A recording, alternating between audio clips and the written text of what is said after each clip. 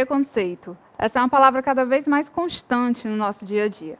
E diariamente, ou quase, ouvimos falar nela. Seja por questões de gênero, raça, socioeconômicas, mas existe um tipo de comportamento muito comum entre nós, aliás, que pouca gente sabe, mas que também é um tipo de preconceito, o chamado preconceito linguístico. Para falar sobre o assunto, o destaque recebe a doutora em Linguística e professora do curso de Letras da Faculdade Integrada da Grande Fortaleza, Tiele Rodrigues. Bem-vinda, Tiele, ao destaque. Obrigada. Tiele, primeiro eu queria que a gente começasse com você falando o que é exatamente o preconceito linguístico. O preconceito linguístico, ele é uma das formas de, vamos dizer assim, de discriminação entre regiões, né? É simplesmente uma forma de dizer que pessoas que moram no sul, no sul, na região sul, falam melhor do que que as pessoas que moram na região nordeste. Então, essa coisa do melhor e do pior, a gente chama de preconceito linguístico, dessa forma de falar, né? Então, a gente pode dizer que ele é um preconceito de esfera político-social, né? Sim, ele isso a gente pode falar que seja na esfera político-social, até porque ele é estudado, essas formas, essas variedades de falar a língua, ela é estudada pela sociologia da linguística, que é a sociolinguística. Então, a sociolinguística é a ciência que vai analisar essas diferentes formas de se relacionar com o idioma. Que aí, se a gente for, quando nós observamos o Brasil, que é um país de extensão territorial gigantesca, e a colonização do país, ela não foi feita de forma unitária, né? Quando a gente estuda a língua portuguesa, em especial o brasileiro, nós ficamos assim maravilhados como a gente conseguiu manter essa unidade que é a língua portuguesa. Porque apesar da história mostrar apenas a colonização feita mais por portugueses e espanhóis, mas a colonização brasileira foi feita por diversas pessoas vindas de diferentes partes do mundo. Então, isso já é uma influência dessas diferenças na forma de falar. Então, quando a gente vai fazer essa observação, e aí a gente compreende ainda mais por que as pessoas falam de formas diferentes. Tanta variedade, isso, né? mesmo idioma. Só que como existe essa questão da cidade que é economicamente mais forte, a cidade que tem uma política mais organizada, a gente coloca entre aspas, aí gera-se esse preconceito, né? De que a pessoa que mora na região Nordeste fala feio, fala errado português, em detrimento de uma pessoa que mora em São Paulo, né, por exemplo. Então, há essa discriminação dos falares com relação à língua portuguesa, né? Pronto, já que você tocou nesse assunto, eu queria, assim, as pessoas que falam e escrevem segundo a norma culta, né, elas realmente têm um certo preconceito com quem não fala e não escreve, segundo a norma culta. Por que isso acontece mesmo? É questão de Estado, como você colocou agora, que é socioeconomicamente mais, né, mais desenvolvido, ou é questão de pessoa mesmo? Assim, você pode colocar de que forma? Assim, só em falar em norma culta, que a gente lembra muito a palavra padronização, isso já gera uma complicação quando a gente está falando, quando a gente se refere ao idioma. Porque já não dá para falar em uma norma culta, né? Até porque a gramática que é ensinada, que se tem como base para a escrita da gramática, ela toma muito ali a região sudeste, né? Em especial São Paulo, por ser uma cidade economicamente muito forte. Então, a gramática ela é muito espelhada na forma de falar das pessoas dessa região, e, além disso, também ela é muito influenciada pelos clássicos, né, da literatura. E aí vale ressaltar, nesse momento, que os clássicos falavam uma dita norma culta, que é o que a gente diz hoje, mas que alguns nem eram assim tão fiéis à norma culta daquele momento, né? Então, falar em uma norma culta já se complica, Porque para cada região a gente tem uma forma de se relacionar com essa norma culta. Então, há esse preconceito tanto relacionado ao que está dentro da gramática como exemplo, e aí a gente faz a ressalva de que quando se trabalha a sociolinguística e quando se está falando em gramática, a gente não está falando sobre o funcionamento da língua, porque essa questão do preconceito linguístico, que atualmente veio à tona, né, em razão da... Eu posso até colocar que a internet ajudou muito nisso, né, de trazer essa questão do preconceito linguístico à tona. Então, com isso, acredita-se que quem trabalha com a sociolinguística está querendo abolir o trabalho com a gramática. Longe disso. Isso não é o papel do Pronto, eu ia te perguntar, né, exatamente isso. Tem um português correto que deva ser seguido? Não. Com toda essa variedade aí que a gente tem, né? Você falou dos autores também. O próprio Saramago já dizia, não existe assim uma língua portuguesa correta, existem línguas no português. Isso. Né? Então eu queria te perguntar isso, se tem um português correto. Não, o próprio Drummond também fala sobre isso, né? A gente tem o Saramago em Portugal e a gente tem o Drummond aqui no Brasil. Não existe o português correto. Nós temos a língua, né, portuguesa, que tem o seu funcionamento, que é isso que a gramática vai registrar. Né? Então, por isso que a gente não pode falar de uma forma correta de falar essa língua, porque nós temos a forma correta do idioma funcionar. Tem um verbo, tem um que gira em torno do verbo, mas isso aí são outras implicações. Mas a forma de se relacionar com essa língua, eu não posso dizer que existe uma forma correta, porque cada região ela tem a sua construção social. A construção social ela não é a mesma. Então, só em ter essa construção social diferente, já não dá para se dizer que exista um português correto. Eu gosto de pensar essa questão das variações, né, da variedade linguística, como quando você vai visitar uma outra cidade dentro do seu país. Né? Você já estranha algumas coisas, já sente a diferença. E a mesma coisa, a língua também faz parte dessa cultura. Então, por fazer parte da cultura, ela não vai ser da mesma forma para todo mundo. Porque se fosse todo mundo unificado, a gente pensa assim, é como se a língua ela não tivesse em movimento. Isso que é rico no idioma. O Brasil é um país imenso, né? Tem suas variações, mas é preciso saber gramática para poder falar bem, necessariamente?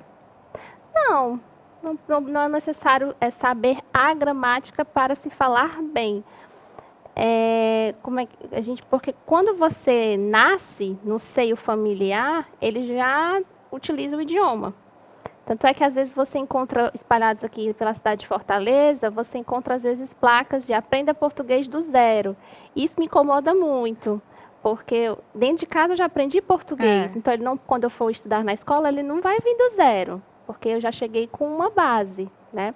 Então, quando você está falando em gramática, você está falando do funcionamento da língua, estruturalmente falando. Claro que quando eu vou para a escola, isso vai ser organizado dentro da minha mente, como é que ela se estrutura, né? Mas, às vezes, o falar bem é uma entonação, né? Por mais que você não tenha frequentado a escola, quando você se encontra dentro de uma situação formal, você tende a rever, a falar de forma mais vagarosa. Isso. Que aí, isso já é vamos dizer assim, uma forma de falar bem. Agora, a forma de você se relacionar com o idioma, saber como é que ele funciona, aí sim, é importante você ter o conhecimento gramatical, né? E falando assim, em escola, faculdade, a questão dessa variedade que a gente vê, o Brasil é um país imenso, tem uma variedade, né, linguística também imensa, como você colocou. A escola ou a faculdade, eles podem ensinar para o aluno, já que há essa variedade, que não há um português correto a se falar, e sim uma norma da gramática, né, que deve ser seguida?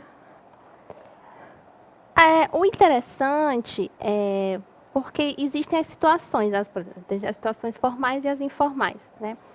E dentro de concursos, como o Enem, né, tem a questão da redação, que se tem que levar isso em consideração. Há a visão das formas da gramática dentro das redações, por exemplo. É importante que a pessoa tenha o conhecimento do seu idioma, né? Que é outra coisa também que a gente tem que fazer a ressalva de que quando a questão do preconceito linguístico ela passou a ser mais debatida publicamente, tem se dito aos 4 cantos de que o importante não é você saber falar o idioma como está na gramática, o importante é se comunicar, né? E aí a gente faz essa ressalva porque o saber se comunicar não necessariamente mata a gramática. Então, é importante você ter um conhecimento do seu idioma, né? Mas não tê-lo também, não ter esse conhecimento, não significa que você não conheça o seu idioma, né? Porque você vive dentro de uma sociedade que utiliza esse idioma, então não há como você não conhecer, porque você faz parte dessa comunidade, né? Então, é importante isso estar dentro das escolas, é importante isso estar dentro da universidade e também levanta essa questão com a criação do novo currículo comum para todo o país, essa questão dos regionalismos, ela está colocada dentro do currículo. Significa que isso vai ser levado em consideração. Já é uma tentativa de pelo menos diminuir esse preconceito, né? Também. Porque assim, não adianta eu colocar para o aluno uma gramática em que ele não se enxerga. Então, ele não se vê ali.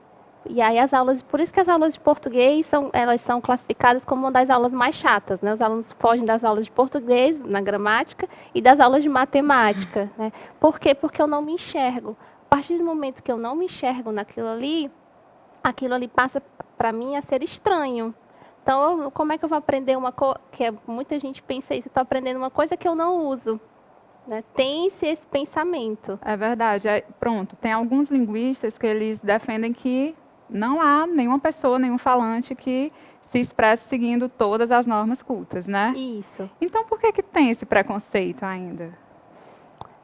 Esse preconceito, ele foi criado a partir do momento em que ser alfabetizado era uma coisa que diferenciava dentro da sociedade. Então, assim, a questão da oralidade, ela surgiu primeiro na humanidade. A escrita, ela veio muito depois.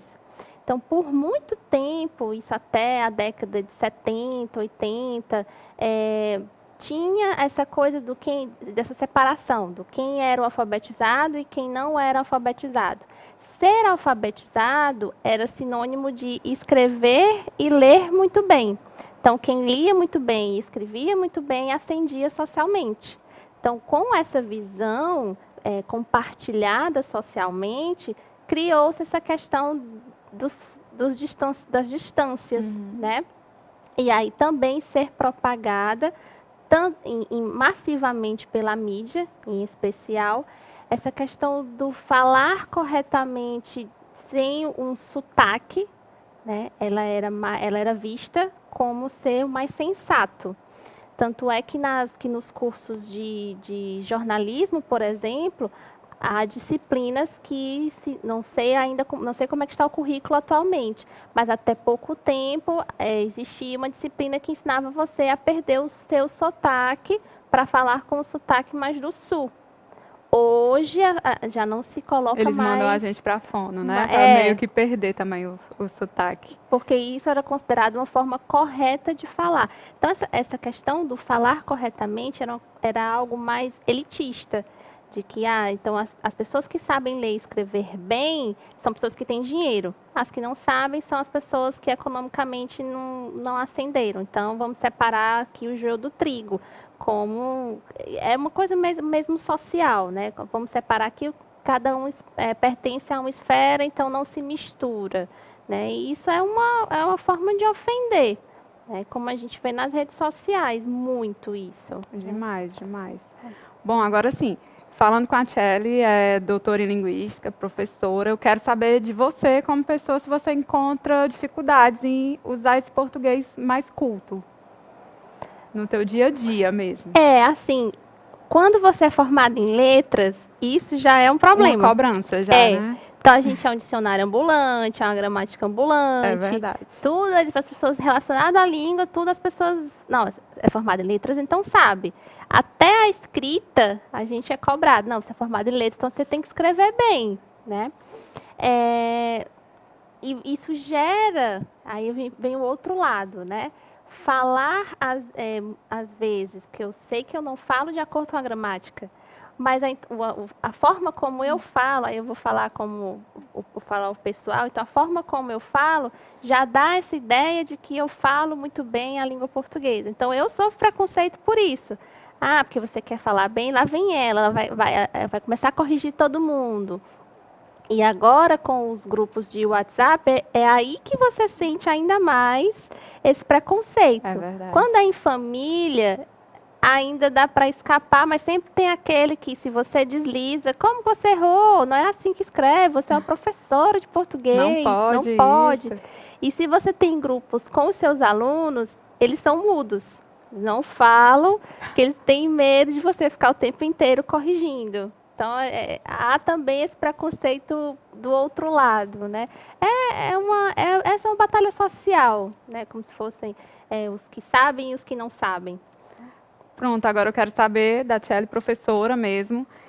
O preconceito linguístico, a gente conversou que ele é resultado de um preconceito bem maior, né, de uma esfera social. Então, o que é que os professores, o que é que a faculdade, assim, que mudança no ensino pode colaborar para que haja essa mudança social mais profunda, para que diminua esse preconceito? Que postura o professor e as instituições podem adotar? Primeiro, o que tem que se ter em mente é que as pessoas são diferentes, né? Porque não é porque eu aprendo a língua que isso vai transformar uma pessoa igual a todo mundo, né? Por isso que a gente está falando da questão da norma, porque não há, porque a forma como a pessoa se relaciona com o idioma já não posso falar em uma norma padrão, né? Então, que os professores tenham em mente que as pessoas são diferentes. Então, cada uma vai se relacionar com o idioma de uma forma diferente, né? E quando você que sabe um pouco mais sobre a gramática e a forma que o idioma funciona, quando você sabe um pouco mais do que o aluno que está em fase de aprendizado, ou que esteja na escola, ou que esteja dentro da faculdade, que você não ridicularize, que aí é que vira o preconceito, né? Que não é papel do professor ridicularizar aluno. Em que sentido? Colocar simplesmente no papel aquela cor vermelha dizendo que você errou, tá errado e pronto. E sem dar maiores explicações, né? É importante que o professor tenha isso em mente. É questão didática, né? E quando o aluno ele sai ali de dentro da sala, ele não vai encontrar o mesmo professor. Ele vai encontrar a mãe, o pai, ele vai encontrar os amigos, que já são pessoas que têm formas diferentes de se relacionar com o idioma. Então, o professor tem que ter isso em mente, que há essa questão do relacionamento com o idioma de uma forma individualizada. A gente sabe que existe um idioma que ele é comum a todos, mas que isso seja respeitado, né? Não abolindo o ensino da gramática, mas que isso seja respeitado e visto de uma forma leve, como é visto as disciplinas como são estudadas as disciplinas de biologia, de química, de física, como há esse entendimento de que não há esse domínio desses conhecimentos, então gera um respeito maior. É ter essa mesma visão, né, de que há formas diferentes de se relacionar. Há de ser trabalhada, há de ser vista, mas que tem que ser respeitada e não ridicularizada. Sim. Né? Bom, eu vou falar uma experiência minha pessoal, aí você me diz se você concorda ou não. Assim, pelo menos na minha época assim, de ensino médio, faculdade, o que eu via na sala de aula era muito a ditadura da coisa da análise sintática, né? Assim, na tua opinião, como professora, uma pessoa que está nas salas de aula hoje em dia, a análise sintática é uma boa forma de ensinar a língua portuguesa ainda? Você ainda vê como a melhor forma? Não. Tanto não é que os livros didáticos eles têm mudado muito isso, né? Essa forma de ensinar o idioma. Por quê? Ensinar uma mera análise sintática é uma coisa muito robotizada, né? Então, tanto para o seu idioma como para um segundo. Né? Essa visão de que trabalhar com a análise vai fazer a pessoa aprender o idioma. Não vai. Vai fazer com que a pessoa entenda como o idioma funciona. Agora, para o dia a dia, que a gente, dentro dos cursos das graduações de letras, já se trabalha mais a questão da gramática de uso, ou seja, como que isso é utilizado dentro de um contexto na sociedade. Aí sim, você pode aliar a questão sintática com essa questão do uso, para que isso não se perca, né? Porque não adianta eu olhar dentro da gramática como é que aquilo funciona, se eu não sei no meu dia a dia como aplicar aquilo. E isso serve tanto para o ensino do idioma materno, como para outras línguas, que isso também está sendo revisado. Né? Um curso de idioma hoje, ele não trabalha mais só a questão sintática. Né? Isso é para aprender, utiliza como a base. Então, os níveis básicos veem ainda muito a questão da gramática, porque você precisa entender como é que o idioma funciona, mas depois você vai para o dia a dia. Que foi justamente como a sociolinguística surgiu, né? Dessa visão de que tem uma gramática, mas no dia a dia isso me soa tão diferente. Então, ela surgiu daí. Então, é importante que isso seja revisto no ensino. Não dá mais para ficar só dizendo só nessa coisa. Isso, a crase vai aqui, aí, mas como é isso no dia a dia? Porque as próprias normas, elas têm as exceções. Então, não adianta eu sair tentando memorizar tudo, isso, que é impossível. Eu fixar aquilo na mente sem saber, de fato, entender a questão semântica do idioma. Só a sintática não funciona mais, não. É verdade. Tchely, assim, existem alguns mitos que eles são enraizados na cultura brasileira, né, acerca da língua portuguesa. Vou falar alguns, eu queria que você me ajudasse a desmistificar, tá? Tá. Vamos lá, o primeiro. A língua portuguesa falada no Brasil apresenta uma unidade surpreendente. A gente viu que você falou que o Brasil é um país imenso, né? Que não tem como ter essa unificação, mas fala um pouco mais sobre isso. Surpreende o Brasil ter um idioma oficial, né? Isso é surpreendente. Porque aqui chegou japonês, chegou alemão, italiano, português, espanhol, árabe. Então, essas diferentes nações influenciaram a nossa forma de falar. Né? Por isso que é muito diferente de região para região. Mas não dá para dizer que nós somos uno. Nós temos uma língua oficial, né? Mas ela não se manifesta da mesma forma em todos os lugares. Né? Que o digam aí que quando você vai corrigir, quando você vai trabalhar com redação, e aí você tem que ver isso muito claro com seus alunos. Um aluno que mora ali nas fronteiras, o portunhol, por exemplo, ele existe dentro de comunidades que têm fronteira com países falantes de língua espanhola. A gente brinca, que quando a gente vai falar espanhol, a gente faz aquela brincadeira, mas o portunhol ele existe. Né, falado em algumas regiões. Então, assim, não dá para falar numa unidade, né, numa unificação com relacionamento com o idioma. A gente tem uma língua oficial, mas que ele é visto por todo mundo e falado por todo mundo da mesma maneira, não. Bom, o segundo mito, que eu acho que reflete um complexo de inferioridade ainda do brasileiro gigantesco, que é a coisa de só se fala bem português em Portugal. Ah, não, esse acho mito que esse é o mais forte ainda, né? Esse mito aí não existe mais. Assim, os portugueses, eles ficam chateados, né, com como o português transformou dentro do nosso país, né? Mas a gente volta na questão da colonização, mas foi diferente, né? E hoje já se defende de que a gente não fala português, a gente fala brasileiro. Né? E no exterior já se oferecem português cursos... de Portugal, português Brasil, né? Já se oferecem cursos português e brasileiro. Porque o nosso português, ele é bem diferente do português de Portugal. Mas ele não é pior, né? Nem melhor. São diferentes. São diferentes. Tchely, estamos encerrando. Foi ótimo esclarecer algumas dúvidas, né? Assim, tentar desmistificar um pouco essa coisa do preconceito linguístico que está cada vez mais forte. Eu acho que com essa coisa da internet, de vir à tona, das pessoas comentarem mais, acabou que dando uma visibilidade maior, né? Sim. Então, se você tiver alguma ressalva a fazer... A internet ela ajudou bastante, né?